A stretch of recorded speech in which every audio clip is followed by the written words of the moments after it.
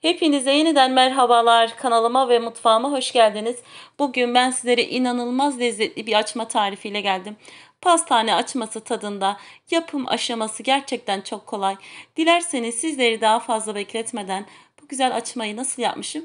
Buyurun beraber izleyelim.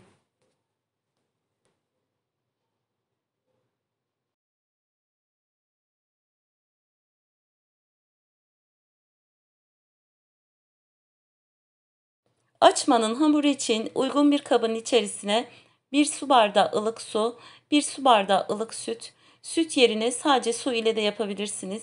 Bir paket instans maya,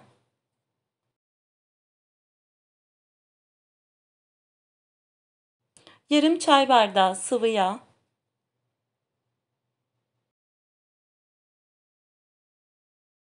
bir yemek kaşığı toz şeker ve bir tatlı kaşığı tuz ekledikten sonra bir kaşık yardımıyla maya eriyene kadar iyice karıştırıyorum.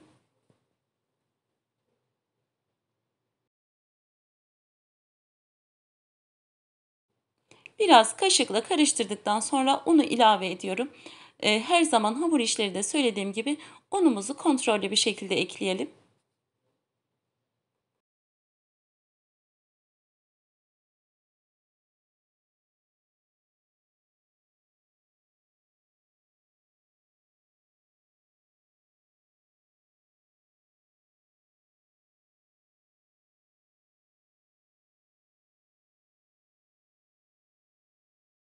Öncelikle unu azar azar ilave edip kaşıkla karıştırıyorum ve daha sonra kaşığı hamurun içerisinden çıkartıp elimle yoğurmaya devam ediyorum.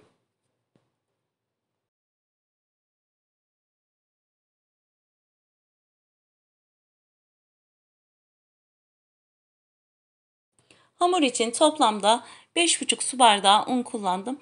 Ama her zaman söylediğim gibi unun kalitesine göre değişim yapabiliyor. Hamurumuzun kıvamı ele yapışmayan ama yumuşak bir hamur olması gerekiyor. Hamuru güzelce yoğurduktan sonra üzerine bir kapak kapatıp yarım saat kadar mayalanmaya alıyorum.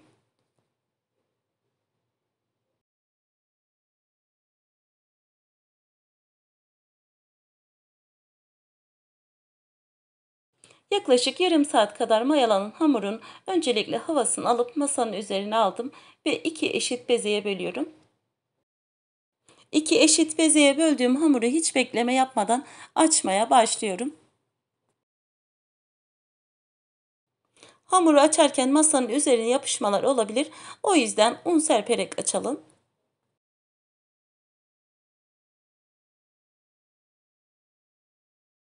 Açarken ben oklava kullandım ama tabii ki de siz aynı işlemi merdane ile de yapabilirsiniz.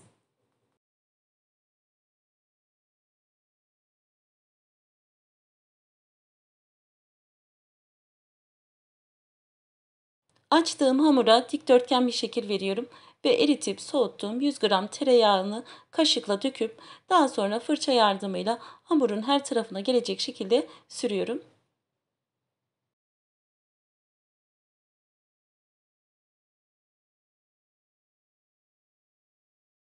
Tereyağını sürdükten sonra karşılıklı olacak şekilde katlıyorum.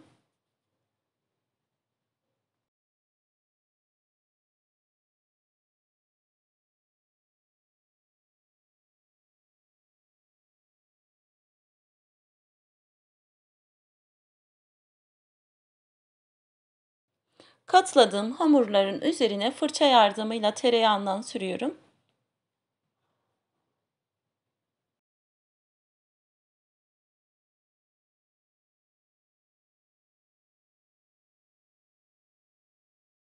Diğer hamuru da aynı şekilde açtım ve bir tepsinin içerisine aldım ve üzerini kapatıyorum. Bu şekilde 10 dakika beklemeye alıyorum.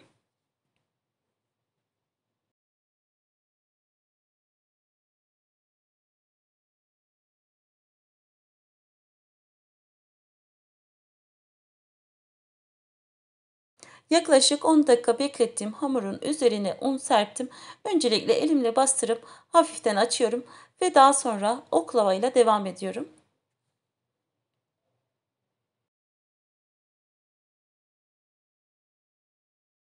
Açarken çok bastırmamaya dikkat edelim. Hafif dokunuşlarla dikdörtgen olacak bir şekilde açalım.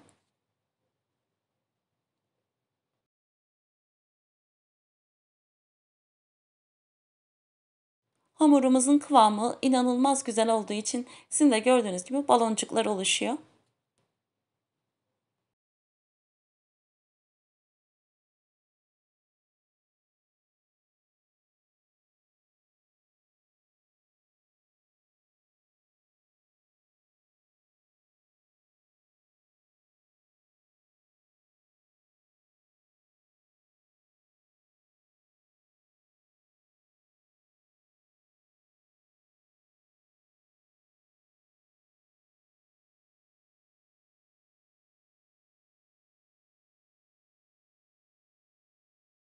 Dikdörtgen bir şekilde açtığım hamurun üzerine rendelediğim 200 gram kaşarı ekliyorum.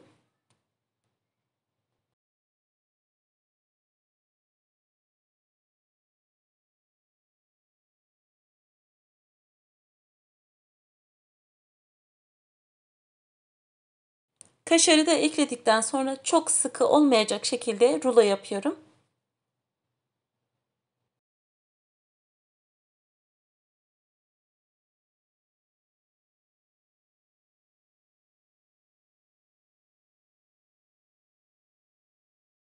Rulo yaptıktan sonra uç kısımlarını da bu şekilde sıkıca kapatıyorum.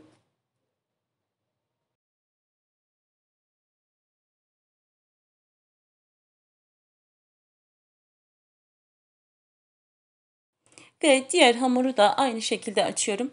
Siz izlerken sıkılmayın diye ben buralarını bayağı bir hızlandırdım. İki hamurumuz da hazır. Bu şekilde 4 parmak ölçerek bir kesici yardımıyla parçalara bölüyorum.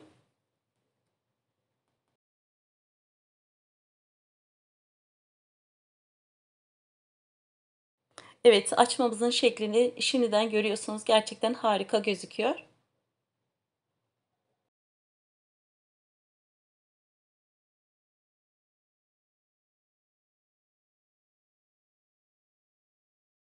Bütün açmaları aynı şekilde hazırladım ve yağlı kağıt serdim, tepsinin içerisine aldım ve üzerine bir poşet örtüp yaklaşık 15 dakika tepsi mayası yapıyorum.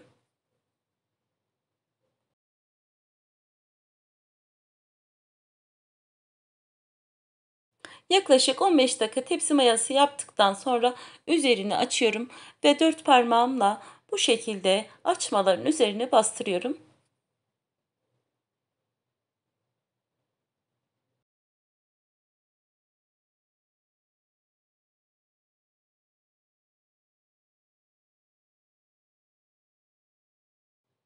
Ve ardından bir adet yumurta sarısının içerisine bir yemek kaşığı süt ekledim ve fırçayla güzelce karıştırıp açmaların üzerine sürüyorum.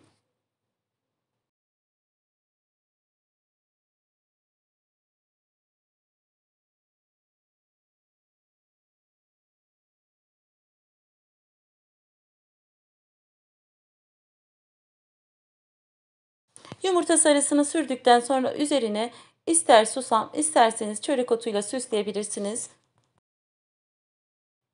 180 derecede ısıttığım fırında kızarana kadar pişiriyorum.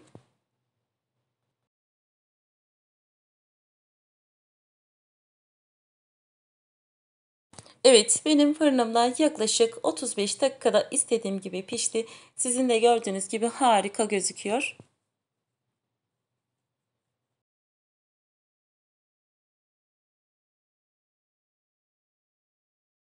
Dışı çıtır çıtır, içi tel tel ayrılan açmalarımız servise hazır.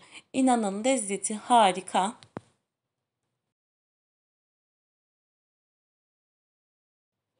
Evet, daha çok sıcak. Size şöyle iç dokusunu da göstereyim. Gerçekten tutmakta zorlanıyorum.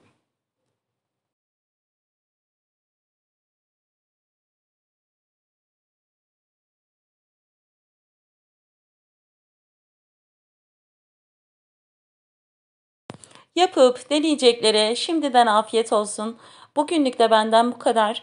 Yeni tariflerde, yeni videolarda görüşmek üzere. Hepiniz Allah'a emanet olun. Hoşça kalın.